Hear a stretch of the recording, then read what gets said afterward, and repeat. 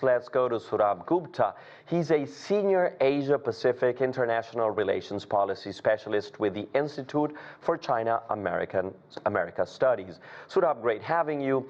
Sourabh, how does the high-level dialogue on global development reflect China's vision for a more inclusive international order? I stress the importance of developmentalism as a means for bringing countries together and be unified in one destiny, one global destiny, which is linked to multilateralism and will also in the process advance peace, prosperity, and stability.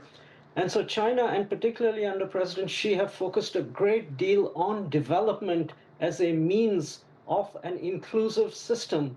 As you mentioned, Mr. Xi, President Xi had laid out the global development initiative in 2021. There have been further initiatives thereafter, including very recently a global governance initiative.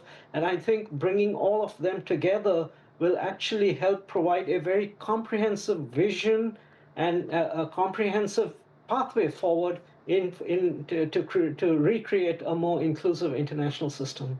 And Sourabh, what role does multilateralism play in shaping the commitments made during this dialogue?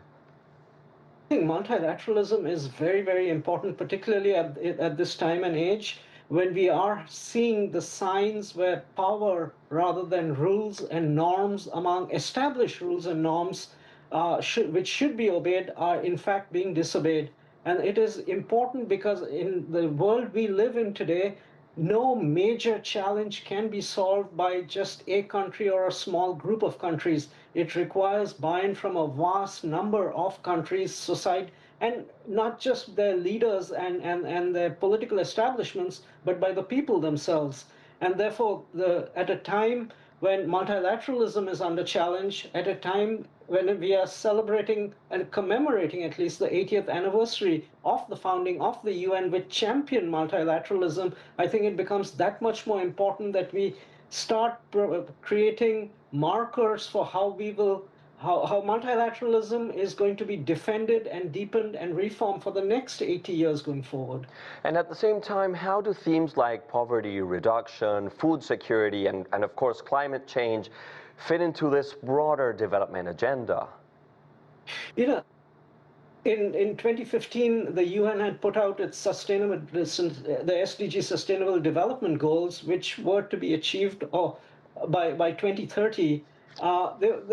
The countries were on track, but have kind of fallen behind, and COVID was an important reason why many of the countries also fell behind and are in debt distress and are not being able to focus. Many of these themes, from poverty, inequality, climate change, just to welfare and security, are very much an integral part of the Sustainable Development Goals. And therefore, like the Global Development Initiative was framed in a way to support and sustain countries' focus and resource them with regard to these Sustainable Development Goals. And that's why this conversation, high-level conversation on multilateralism and development, is key in kind of renewing attention and focus and resources and ambition towards achieving those goals. And you just brought up a topic I'd like to dig a little deeper into. To what extent does the Global Development Initiative mark a shift in how emerging economies are represented in global governance? That's an interesting point, because when China initially came out in 2013 and 2014 with the Belt and Road Initiative, which was heavy on infrastructure and connectivity, but it also had an element of bilateralism in it.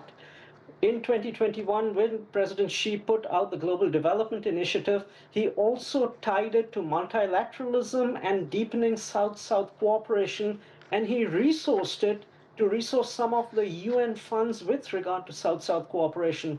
And therefore, the Global Development Initiative is a means for deepening South-South cooperation too, and helping emerging economies deal with their challenges, stand on a stronger footing, and help create that inclusive system with the global north.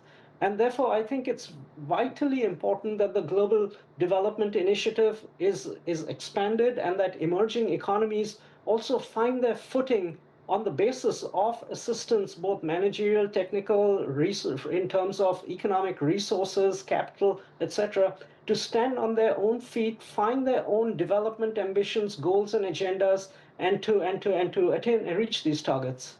Sourabh Gupta, thank you very much for your time and insights.